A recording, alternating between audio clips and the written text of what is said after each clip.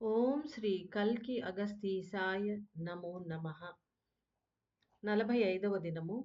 108 దినముల ఆత్మగాయత్రి సాధన చేసే శిష్యులకు శ్రీ గోరక్షేశ్వరుని అనుగ్రహ భాషణము. ఓం శ్రీ గోరక్షేశ్వరాయ నమో నమః. ఈశ్వర తత్వము ఉన్నతమైనది.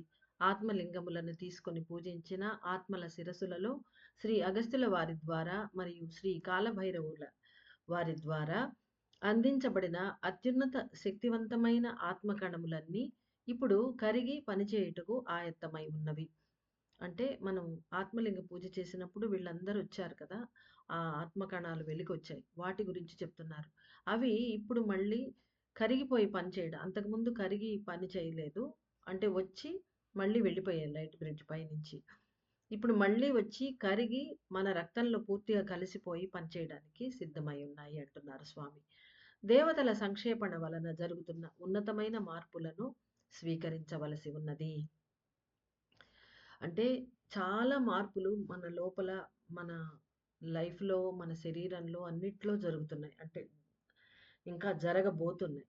వీటన్నిటిని స్వామి ఏం చెప్తున్నారంటే వి హావ్ టు యాక్సెప్ట్. లేదంటే ఇది మనకు కన్‌ఫ్యూజన్‌గా తయారైపోతుంది. చాలా అంటే చాలా మనం ఊహించనటువంటి మార్పులు, మనకు అర్థం కానటువంటి మార్పులు జరగబోతున్నాయి, జరుగుతూ ఉన్నాయి. కాబట్టి కన్‌ఫ్యూజన్ కాకుండా ఉండాలి అంటే ఫస్ట్ ట్రస్ట్ చేసి అర్థం కాకపోయినా కూడా మనము యాక్సెప్ట్ చేయాలి. అందుకని ప్రతి చోట సత్యాన్ని తెలుసుకోవలసి ఉన్నది. మార్పులను ఇవన్నీ ఎందుకు చెప్తున్నారంటే అందువల్ల చెప్తున్నారు. కాబట్టి ఈ మాటను సీరియస్‌గా తీసుకొని మనం we need to accept it అన్నమాట. శ్రీ గోరక్షేశ్వరుడైన నేను నా తత్వములను మీ రక్తంలో కలిపివేస్తాను. గోరక్షేశ్వరుడైన నా కదలిక వలన ప్రాణం యొక్క సంక్షేపణ, ఆత్మ యొక్క విడుదల ఒకే సమయంలో సక్రమంగా నెరవేరగలదు. ఇది ఇప్పుడు జరుగుతూ ఉన్నది. అది సరిగా జరగడానికి నేను చూస్తాను అని స్వామి చెప్తున్నారు. శ్రీ గోరక్షేశ్వరుడైన నేను ఈశ్వరుని ఒక అంశగా నిలిచి వెలుపల ఎటువంటి పనులను చేస్తున్నాను అనే దాని గురించి తెలుసుకోనండి. నా పని అనేది శక్తుల మార్పిడిలు సరిగా జరిగేట్లుగా చూస్తూ రక్షించుటయే. ఆకాశంలో సూర్యునికి, ఇతర గ్రహములకును, నక్షత్ర మండలాలకు మధ్యన ఉన్నతమైన శక్తుల మార్పిడిలు అనుక్షణము జరుగుతూనే ఉంటాయి. ఆ సమయంలో గోరక్షేశ్వరుడు అని పేరు కలిగిన శివాంశ అయిన ఒక అణువు కావలి కాచి కావలి కాచే పనిని చేయును. అంటే అక్కడ కూడా మన శరీరంలోనే కాకుండా గ్రహాలు, నక్షత్ర మండలాలు, సూర్యుడు ఈ మధ్యలో ఆ శక్తుల మార్పిడిలు, పంపిణీలు ఇవన్నీ జరుగుతూ ఉంటాయి. అక్కడ కూడా ఈయనే నిలబడి సరిగా జరుగుతున్నాయా లేదా చూస్తూ కాపలా కాస్తూ అలా జరిగేట్టుగా శక్తులు వృధా పోకుండా ఈయన చూసుకుంటాను అని చెప్తున్నారు. కావలి కాచే పని ఈయన చేస్తాడట. అంటే గోరక్షేశ్వరుడు అనే శివాంశ. ప్రతి ఒక్క మానవుని శిరస్సులోనూ ఒక గోరక్షేశ్వర గర్భ బీజ కణము నిరంతరంగా పనిచేస్తూనే ఉండును. ఆత్మకు ప్రాణానికి మధ్యన అనుదినము అనేక విధములైన శక్తుల పంపిణీలు జరుగుతూ ఉండును. ఆ సమయాలలో నేనే కావలి కాస్తాను అని తెలుసుకోనండి. అంటే రోజు ప్రాణం వెళ్ళి సోల్ పార్టికల్స్ దగ్గర నుంచి, సోల్ నుంచి శక్తులు తీసుకొని మన అణువులకు అందిస్తూ ఉంటుంది.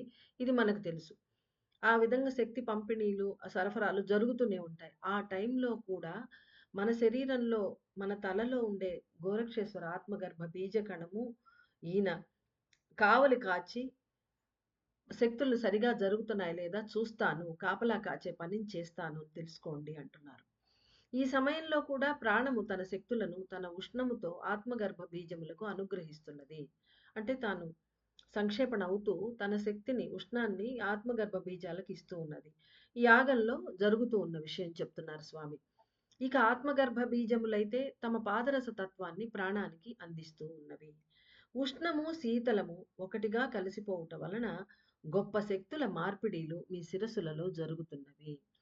ఇంకా ఆత్మగర్భ బీజాలు తమ గడ్డకట్టే తత్వాన్ని, తమ ఆత్మశక్తులను వాటికి ఇచ్చేసి ప్రాణానికి అవి గడ్డగట్టి బిందువు లోపలికి వెళ్ళిపోవాలి కాబట్టి ఇస్తున్నాయి. అంటే అక్కడ కూడా శక్తుల పంపిణీలు, సరఫరాలు అవి జరుగుతూ ఉన్నాయి. ఉష్ణము, శీతలము ఒకటిగా కలిసిపోవుట. అంటే ఇప్పుడు జరుగుతున్నది ప్రస్తుతం మొదటి నుంచి జరిగేది అదే. ఇప్పుడు జరుగుతున్నది కూడా అదే. అది తీవ్ర రూపంలో ఇప్పుడు జరుగుతోంది యాగం ద్వారా. ఉష్ణము, శీతలము ఒకటిగా కలిసిపోవటం వలన గొప్ప శక్తుల మార్పిడిలు మీ శిరస్సులలో జరుగుతూ ఉన్నవి అన్న విషయాన్ని తెలుసుకోవాలి.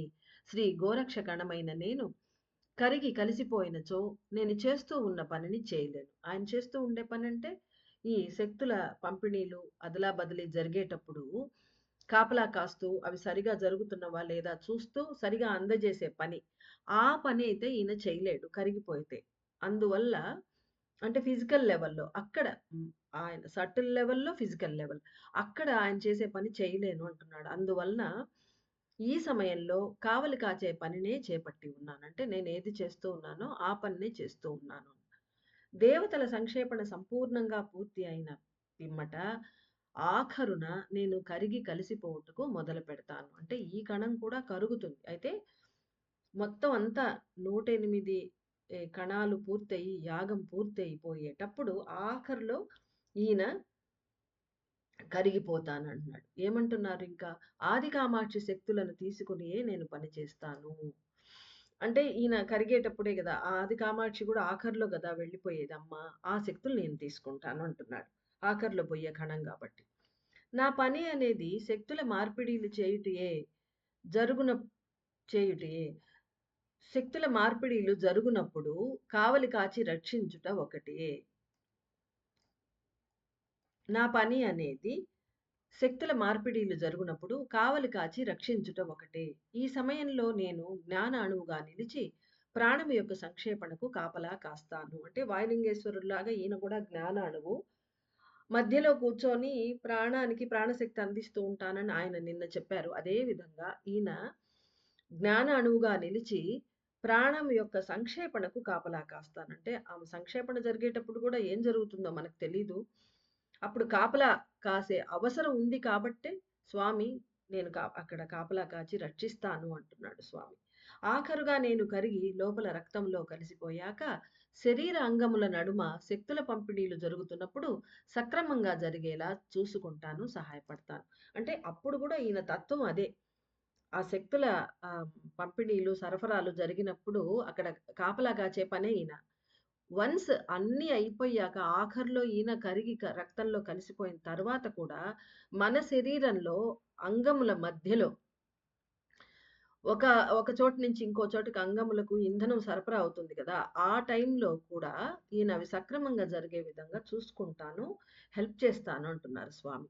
మానవుల శరీరములలో 6 చక్రములే ప్రధాన శక్తులుగా పనిచేస్తూ ఉంటాయి. మన శరీరంలో 7 చక్రాలు ఉంటాయి కదా!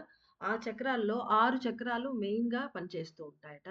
సహస్రార అనే 7వ చక్రమే అన్ని శక్తులను కురిపించును. ఎందుకంటే అది తల పైభాగంలో ఉంటుంది. శిరస్సు అగ్రభాగంలో పై పక్కగా సటిల్‌గా ఉంటుంది. అది కాస్మిక్ ఎనర్జీనంతా తీసుకొని మన మిగతా చక్రాలకి ఇస్తూ ఉంటుంది. అది అందరికీ తెలిసిన విషయమే. కాబట్టి అది ఒక ద్వారంలాగా.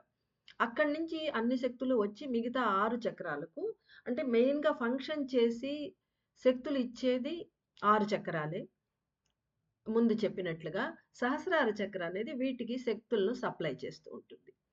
ప్రతి ఒక్క ఆత్మకణము కరిగి పనిచేయుటకు ప్రారంభించినచో ఉన్నతమైన మార్పులు జరగగలవు. 108 దినముల ఆత్మగాయత్రి సాధనను చేస్తూ శ్రీచక్ర ధ్యాన సాధన చేసే వారందరూ ఒక సత్యాన్ని గ్రహించాలి. మానవ దేహము 7 చక్రములతో పంచభూత శక్తులతో పనిచేయుచున్నది. అయస్కాంత తరంగాలు, విద్యుత్ తరంగాలు, magnetic waves and electric waves ఆ కదలికలకు ఆధారభూతమగుచున్నవి. అంటే మానవ దేహం 7 చక్రాలతో పంచభూత శక్తులతో పనిచేస్తున్నది. ఈ 7 చక్రాలు కదిలేదానికి ఏవి హెల్ప్ చేస్తున్నాయంటే మళ్ళీ వాటికి వేరే శక్తులు అవసరమవుతాయి. అంటే మ్యాగ్నెటిక్ వేవ్స్, ఎలక్ట్రిక్ వేవ్స్ అన్నమాట. మ్యాగ్నెటిక్ వేవ్స్ ఆత్మ నుంచి, ఎలక్ట్రిక్ వేవ్స్ ప్రాణశక్తి నుంచి మనకొస్తూ ఉంటాయి. అంటే వాటికొస్తూ ఉంటాయి. ఆత్మ అణువుల కదలిక అనేది జరుగనారంభించినచో ఇప్పుడు జరిగేదదే. విషతత్వపు శక్తులన్నీ నిర్మూలించబడును. అంటే ప్రాణశక్తి పనిచేస్తున్నప్పుడు అదొక ఫ్యాక్టరీ లాగా ఫ్యాక్టరీలో ఎలా అయితే విష పదార్థాలు, కెమికల్స్ బయటకొస్తాయో వాటిలాగనే మన శరీరం అనే ఫ్యాక్టరీలో కూడా ప్రాణశక్తి పనిచేస్తూ, ఆ ఆత్మ అణువుల దగ్గర నుంచి శక్తులు తీసుకుంటూ, మనని సప్లై చేస్తూ అలా జరుగుతున్నప్పుడు, ఈ ఉష్ణ శక్తితో ఆ పాదరస శక్తులు కలుస్తున్నప్పుడు, సర్టెన్ కెమికల్స్ రిలీజ్ అయ్యి టాక్సిన్స్ మన శరీరంలో తయారవుతూ ఉంటాయి. అవే గాక ఇంకా మన కర్మలు వాటి నుంచి కూడా టాక్సిన్స్ ఉత్పత్తవుతూ ఉంటాయి. సో, ఇవన్నీ జరుగుతున్నందువల్ల ఆ విషతత్వపు శక్తులన్నీ ఇప్పుడు అట్ ప్రెజెంట్ జరుగుతున్న ఈ శక్తుల సంక్షేపణ, ఆత్మ అణువుల విస్తరణ వీటి వల్ల ఆత్మ అణువుల కదలిక అనేది జరుగునారంభించినచో విషతత్వపు శక్తులన్నీ నిర్మూలించబడును. ఇవి వన్స్ ఫర్ ఆల్ ఇవన్నీ పోతాయన్నమాట. అంటే దివ్యమైన శరీరంగా మనకు తయారవుతుంది. కావున అయస్కాంత శక్తి, ఉష్ణ శక్తి, పంచభూత మూలకాలు మరియు 7 చక్రములు మొదలైన వాని కదలికలే ఇకపై జరుగగలవు. అంటే ఎలక్ట్రోమాగ్నెటిక్ ఎనర్జీస్ ప్లస్ 5 ఎలిమెంట్స్ పంచభూత మూలకాలు, 7 చక్రాలు ఇవి మాత్రమే వీటి కదలికలే ఇంక మీట జరుగుతాయి. ప్రాణం సంక్షేపిస్తుంది కాబట్టి. కాబట్టి కాలము మారిపోవును. ఇంకా ఇంత పెద్ద చేంజెస్ శరీరంలో జరిగినప్పుడు ఎందుకంటే ఒక చక్రం కదిలేదనేదే మనకు తెలీదు. 7 చక్రాలు కదలడం అంటే ఊహకు కూడా అందని విషయం. అలా జరిగినప్పుడు ఇంక టైం వీల్‌లో ఎంత మార్పులు జరుగుతుంది అది మన ఊహకు కూడా అందదు. కాబట్టి కాలము మారిపోవును అని అర్థం చేసుకోవాలి. ఒక దినంలో ఉండే 60 ఘడియల కాలము అనేది ఆత్మ కదలికల వలన మార్పు చెందును. అంటే ఆత్మ జడంగా ఉండి అది జాగృతి కాకుండా శక్తులిస్తూ ఉంటుంది. మనం బతికే ఉంటాము. మామూలుగానే అన్నీ అనిపిస్తాయి. కానీ ఆత్మ జాగృతి చెందలేదు ఇంత. ఇప్పుడు ఆత్మ జాగృతి అయ్యి అది విస్తరించి పని చేయటం కూడా మొదలుబెట్టి తన శక్తులనే ఇస్తూ ప్రాణశక్తి లేకుండా కూడా అన్నప్పుడు ఎంత చేంజెస్ వస్తుందో మనం తెలుసుకోవచ్చు. కానీ ఆ చేంజ్ ఏందనేది మనకు తెలీదు. అది కాలం చేంజ్ అవుతుంది అంటున్నారు స్వామి. ఒక దినములో ఉండే 60 ఘడియల కాలం అనేది ఆత్మ కదలికల వలన మార్పు చెందును. సత్యయుగ ప్రవేశం చేసి ప్రేమ వాకిలిని దాటుకొని కరుణ వాకిలి వైపుగా ప్రయాణిస్తున్న ప్రతి ఒక్క మానవ ఆత్మకు కాలము, సమయం అనేది దీర్ఘముగా విస్తరించబడి ఉన్నది అనే సత్యాన్ని గ్రహించగలగాలి. ఒక సాధారణ మనిషి కంటే సత్యయుగ ప్రవేశం చేసిన ఆత్మ అతీత కాలమును పొందగలరు. అంటే మానవాత్మలు పొందగలరు. 7 విధముల చక్రముల మరియు పంచభూత మూలకాల శక్తులతో పనిచేసినప్పుడు కాలం అనేది పలు రెట్లు పెరిగే విధంగా మార్పు చెందును. దీనిలోని గూఢార్థములను తెలుసుకొనవలసి. ఎందుకంటే మనకిది అర్థమయ్యే విషయం కాదు. మనం మామూలుగానే అదే విధంగా ఉంటాము. మనం అదే విధంగా అన్నం తింటూ ఉంటాము, తిరుగుతూ ఉంటాం, పనులు చేసుకుంటుంటాం. కానీ సటిల్ రూపంలో చేంజెస్ అనేది తెలుసుకోవాలంటే టైం పడుతుంది మనకు. అందుకని ఇప్పుడేం జరుగుతోంది? 7 చక్రాలు, పంచభూత మూలకాలు ఈ శక్తులతో పని జరుగుతూ ఉన్నప్పుడు కాలము పలు రెట్లు పెరిగిపోతుందట. అంటే సత్యయుగం గదా! సత్యయుగంలో మానవులు చాలా కాలం జీవించేవాళ్ళు అనే దానికి అర్థం ఇదే అన్నమాట. అంటే ఇంక మీట మనకు 24 అవర్స్ కాకుండా ఎక్స్‌ట్రా టైమ్ ఇవ్వబడింది. దీనిలోని గూఢార్థములను తెలుసుకోవలసి ఉన్నది. ఇక 4 విధాలైన ఖనిజ శక్తులు ఒకటిగా చేరి మెదడు లోపల చేరిపోవును. అంటే ఇంతకుముందు విడివిడిగా ఖనిజ శక్తులు తెల్లవారుజామున స్టార్ట్ అయ్యి పాదరస శక్తులతోటి రోజంతట్లో ఒక్కొక్క ఖనిజ శక్తి కిందకి దిగుతూ ఉంటుంది. ఒక్కొక్క జాములో. అలా జరుగుతున్నది. ఇప్పుడు మారి 4 విధములైన ఖనిజ శక్తులు ఒకటిగా చేరి మెదడు లోపల చేరిపోవును. ఆత్మ కణములు కరిగి రక్తములో కలిసిపోయి పనిచేయుటకు ప్రారంభించును. అందువలన 4 విధములైన ఖనిజ శక్తులు సక్రమముగా ఒకటితో ఒకటి కలిసిపోవును. ఒకటిగా కలిసిపోవును. పాదరసమే కరిగిపోతూ ఉన్నందున ప్రత్యేకంగా శక్తులు తీసుకొనబడటలేదు. అంటే ఇంతకుముందు సోల్ పార్టికల్ ట్రాప్ అవ్వడం, ఆ తర్వాత అక్కడి నుంచి శక్తులు తీసుకోవడం ఇవన్నీ జరుగుతుంది. ఇప్పుడు స్వయంగా ఆ పాదరస కణాలే కరిగిపోతూ ఉన్నాయి. రక్తంలో కలిసిపోతున్నాయి. ఇంక ప్రత్యేకంగా శక్తులు కావాలి, తీసుకోవాలి అనే మాట లేదిక్కడ. కావున శ్రీచక్ర ధ్యాన సాధన చేసే వారందరూ కరుణ అనే శక్తులతో పనిచేయుచున్న విషయాన్ని తెలుసుకోగలరు. ఇక్కడ గూడా మళ్ళీ ఒక రహస్యం విప్పుతున్నారు స్వామి. ఈ పాదరస కణాలు కలిసి కరిగి మన లోపల కలిసిపోతున్నప్పుడు, ఈ కరుణ వాకిలి తెరవడానికే గదా మనం ఇవన్నీ చేస్తున్నాము. అప్పుడు దాని రిజల్ట్ ఒస్తోంది. పాదరస కణాలు కరిగి స్వయంగా పాదరస శక్తియే మన రక్తంలో కలిసిపోతుంది. అంటే దివ్య కాంతి, పరమాత్మ కాంతే కలుస్తోంది. అప్పుడు పరమాత్మది ఏది? కరుణ శక్తి. ఆ కరుణ శక్తి దాంతో మనం పనిచేస్తున్నామనమాట. అది ఆ రహస్యం చెప్తున్నారు స్వామి. కరుణ అనే శక్తులతో పనిచేయుచున్న విషయాన్ని తెలుసుకొనగలరు. కాలము దీర్ఘమైనట్లుగా కూడా తెలుసుకోగలరు. అంటే టైమ్ హాస్ బీన్ స్ట్రెచ్డ్ అనే విషయం మనం తెలుసుకుంటామట. కరుణ వాకిలి కరుణ వాకిలి వైపుగా ప్రయాణిస్తున్న సత్యయుగ వాసులకు 7 చక్రములు సరిగా పనిచేయును. ఇది ఒక అద్భుతమైన విషయము. 7 చక్రాలు మనలో పనిచేస్తాయట.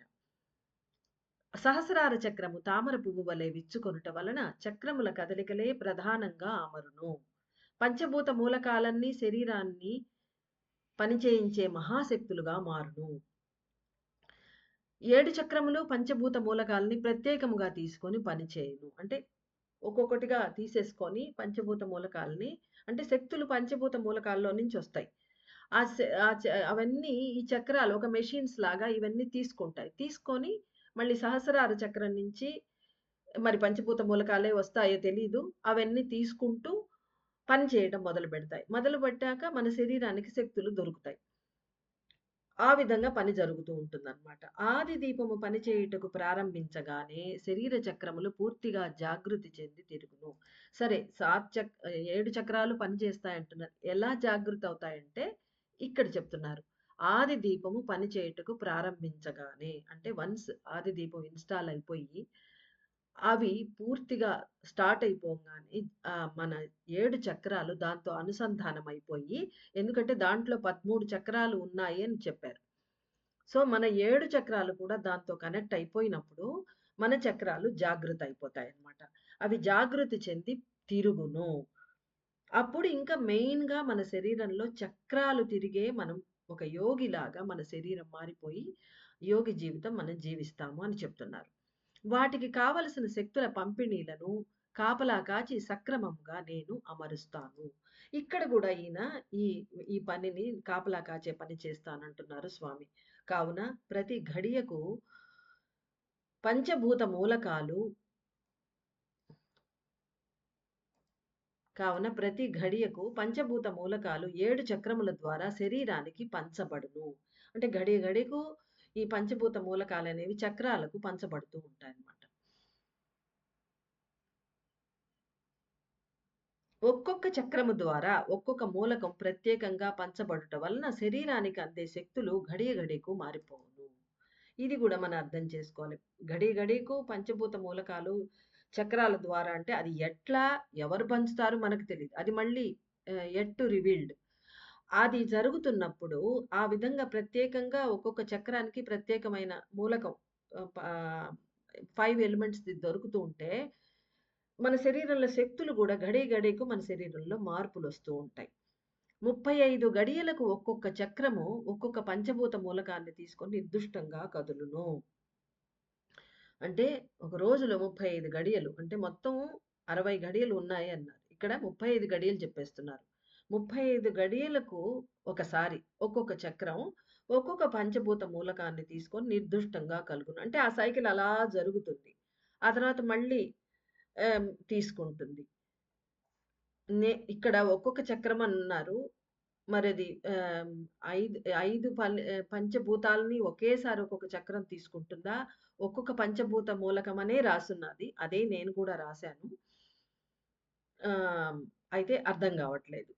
35 గడియలకు ఒక్కొక్క చక్రము ఒక్కొక్క పంచభూత మూలకాన్ని తీసుకొని నిర్దుష్టంగా కదులును. నేనే స్వయంగా జరిగే శక్తుల పంపిణీలను గమనిస్తూ సక్రమంగా అందేలా చూసుకుంటాను. చంద్రకళ మరియు సూర్యకళ అనబడు 2 శ్వాసల ద్వారా కదలిక అనేది వికసించును. ఇక్కడ అర్థమైంది. చంద్రకళ, సూర్యకళ అని వాయులింగేశ్వరుడు అన్నవి ఆ చంద్రకళలు చంద్రుడిలో ఏవైతే ఉంటాయో అవి కాదు. అంటే అక్కడ ప్లూరల్ నంబర్ వాడారు కాబట్టి అవి అని అనుకున్నాము. చంద్రకళ, సూర్యకళ అనేది చంద్రనాడి, సూర్యనాడిని తెలుపుతూ ఉన్నాయన్నమాట ఇక్కడ. దాన్ని కూడా అంటారు అని ఇప్పుడు మనకు తెలిసింది. చంద్రకళ మరియు సూర్యకళ అనబడు 2 శ్వాసల ద్వారా కదలిక అనేది వికసించును. కావున 35 గడియలు చంద్రకళ అనే ఎడమ శ్వాస ద్వారా అన్ని శక్తులు తీసుకొనబడును. ఇక్కడ చూడండి.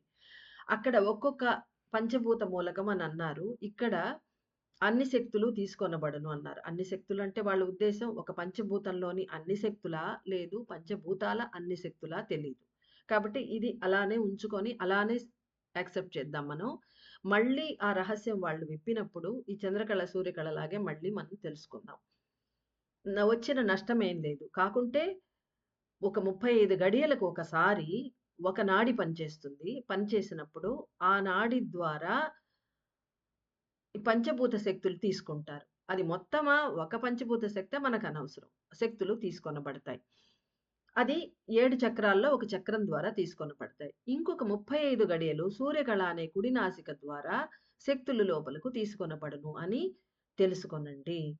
శ్రీచక్ర ధ్యాన సాధన చేస్తూ కరుణ అనే వాకిలి తెరుచుకొనుటకు ప్రయత్నించే వారందరూ ఒక రోజులో 60 ఘడియలు అనే దాన్ని దాటి 70 గడియలుగా పెరిగి దానికి తగిన శక్తులు అందించబడును అన్న సత్యాన్ని తెలుసుకోవాలి.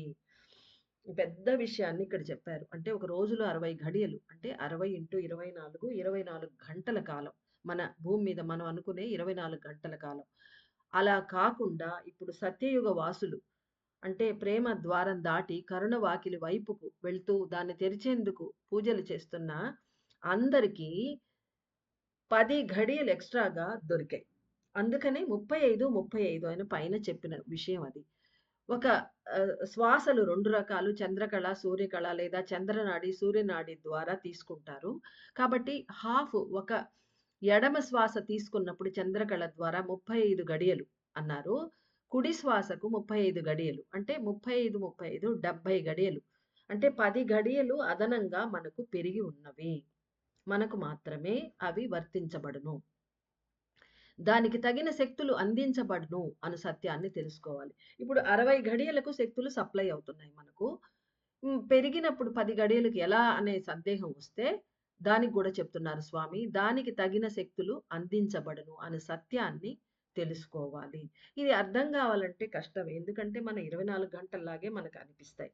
అంతకుముందు ష్రింక్ చేసేశారు. ష్రింక్ చేసి ఎందుకు చేశారు? ప్రళయకాలం కాబట్టి ఎక్కువ నష్టం, జీవ నష్టం జరగకుండా ఉండడానికి స్పీడప్ చేసేస్తే, గబగబా ప్రళయకాలం ముగిసిపోతే, ఆ తర్వాత మిగిలిన వాళ్ళను ఈ వైపుకు లాక్కోవడానికి కోసము దేవతలు చేసిన పని. కాలభైరవుడు కాలం ష్రింక్ అవుతుందని అంతకుముందు హెచ్చరిక గంటలు మోగిచ్చారు. ఇప్పుడు సత్యయుగ వాసులకు మాత్రము ఇది స్ట్రెచ్ అయిపోయింది. ఈ తేడా మనం ఎలా కనుక్కోవాలో మనకు తెలీదది. మనకు తెలీదు. ఎలా కనుక్కోవాలనేది కాలమే మనకు దానికి సమాధానం ఇస్తుంది.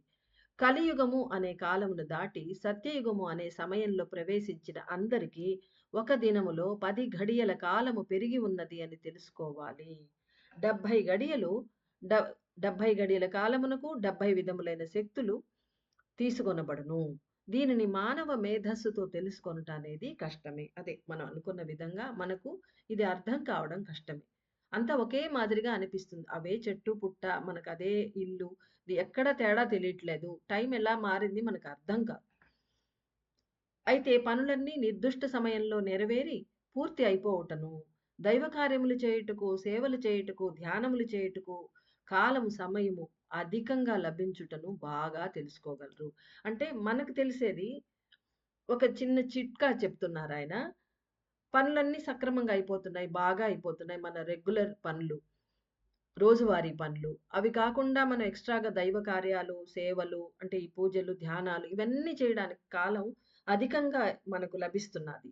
అలా లభించిన దాన్ని బట్టి మనం అర్థం చేసుకోవాలా, మనకు కాలం స్ట్రెచ్ అయ్యున్నది అని. అది. అలా లభించలేదు అంటే ఇంకా మనము ఆ సత్యయుగం వైపు ప్రవేశించలేదు అని మనం అర్థం చేసుకోవాలి. ఇది మనం అనుకోవాల్సిన విషయం. ఎవరికి వాళ్ళు. శ్రీ గోరక్షేశ్వరుడు అని పేరు కలిగిన శివాంశ 70 గడియల పాటు జరిగే శక్తుల పంపిణీలను సక్రమంగా గమనించి నేను కావలి కాస్తాను. శ్రీ గోరక్షేశ్వరుడు అని పేరు కలిగిన నేను, శివాంశ అయిన నేను 70 గడియల పాటు జరిగే శక్తుల పంపిణీలను సక్రమంగా గమనించి కావలి కాస్తాను. కరిగి రక్తములో కలిసిపోయినా కూడా అన్ని శక్తుల కలబోతను సరిగా ఏర్పరుచుటయే నా పని అయి ఉన్నది. శ్రీ గోరక్షేశ్వరాయ నమః అంటూ నన్ను భక్తితో స్తుతించే సమయంలో నేను చేయు పనులను మీరు తెలుసుకొనగలరు. అంటే ఇదంతా అర్థం కావాలి అంటే ఆయన్ని స్తుతించమన్నాడు. ఆయన్ని ప్రార్థన చేస్తే ఆయన తెలియపరుస్తారు. ఏ సమయంలో ఏ చక్రం ఏ విధమైన పంచభూత మూలకాలను తీసుకొని పనిచేస్తున్నది అను సత్యాన్ని అతి త్వరలోనే తెలుసుకోగలరు. మన సమస్యకు సమాధానం స్వామి చెప్తున్నారు. అతి త్వరలోనే మనం తెలుసుకోగలం అంటే అంతటి వాళ్ళం మనం అవుతాము, ఎదుగుతాము అని చెప్తున్నారు.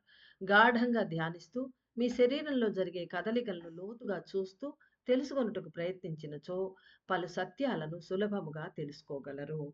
శ్రీ గోరక్షేశ్వరుని పరిపూర్ణమైన ఆశీస్సులు.